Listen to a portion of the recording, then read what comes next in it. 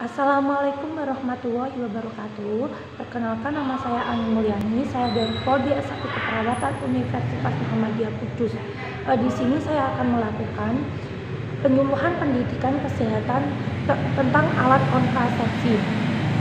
Kontrasepsi merupakan berasal dari kata kontrol, berarti mencegah atau melawan, sedangkan kontrasepsi adalah pertemuan antara sel telur wanita yang matang dan sel sperma pria yang mengakibatkan kehamilan. Jadi kontrasepsi adalah menghindari atau mencegah terjadinya kehamilan sebagai akibat pertemuan antar sel yang matang dengan sel sperma.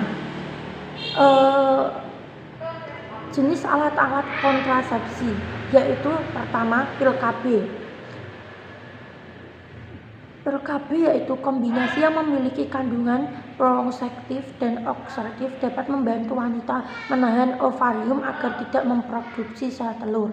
Pil KB bahkan akan mengantarkan lendir leher rahim sehingga sperma akan sulit masuk dan mencapai sel telur.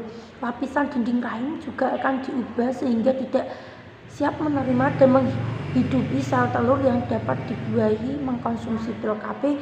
Kombinasi merupakan salah satu jenis kontrasepsi yang mudah dilakukan.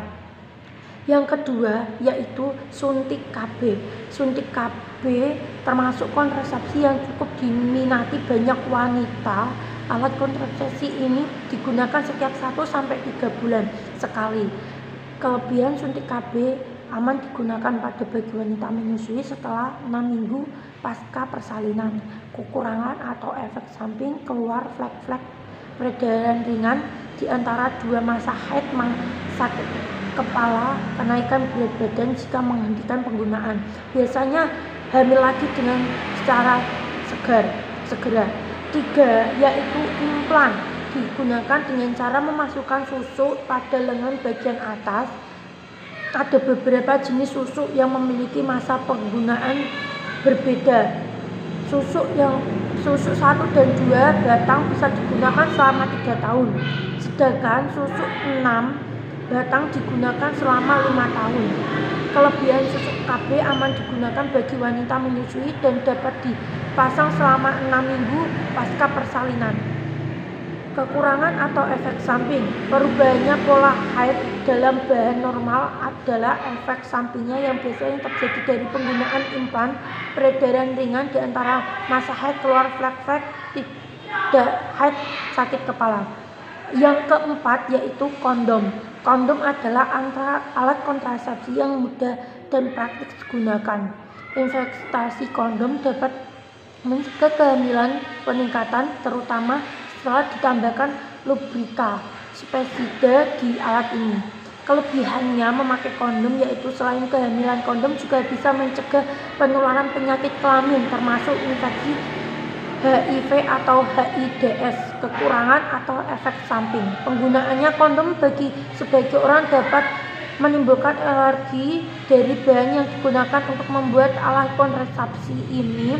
Dapat pemakaian yang tidak dapat kondom bisa terlepas jika terjadi hal tersebut.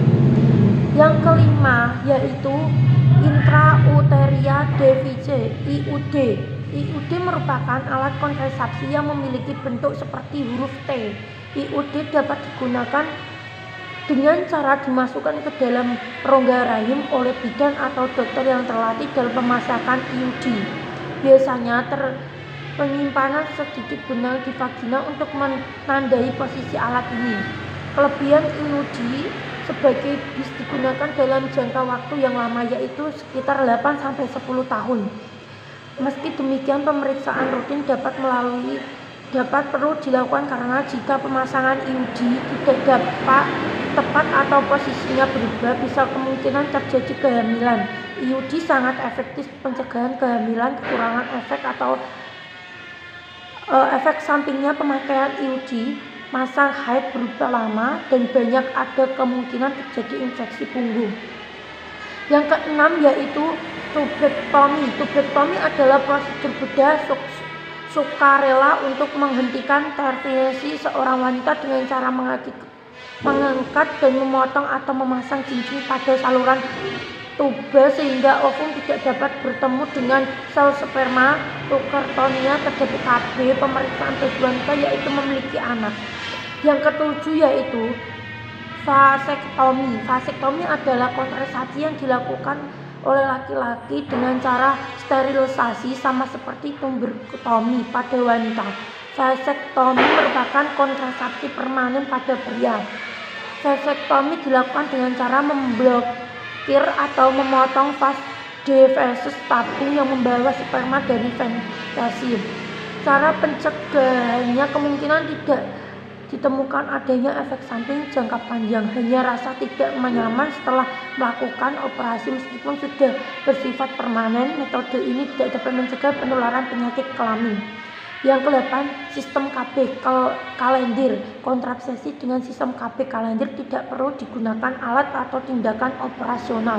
Kontrasepsi dilakukan dengan menggunakan perhitungan masa subur wanita dan menghindari pertumbuhan seks pada tubuh. Kelebihannya metode sistem KB kalender yang sangat murah karena tidak perlu mengeluarkan uang, tidak perlu menggunakan bantuan alat maupun kekurangan atau efek samping sistem KB. Kalender ini termasuk kontrasepsi yang kurang efektif. Yang ke-9 yaitu pada ibu yang menyusui secara eksklusif atau memberikan ASI eksklusif pada anaknya. Perubahan biasanya dapat terjadi selama 10 minggu pertama, sehingga kehamilan dapat mencegah kehamilan. Jika ingin menggunakan cara ini, Anda tentu tidak perlu mengeluarkan uang. Anda tidak perlu menggunakan alat-alat ataupun mengkonsumsi ataupun cek masa subur setelah haid, kekurangan atau efek samping. Metode ini memang kurang efektif untuk mencegah kehamilan. Biasanya pemasangannya menggunakan metode haid seperti setelah melahirkan sebagai acuan untuk berhenti berhubungan seks pada masa pertumbuhan. Demikian penyuluhan tentang pendidikan seks dari saya. Saya mohon jika ada kekurangan atau kesalahan kata-kata dari saya minta mohon maaf. Wassalamualaikum warahmatullahi wabarakatuh.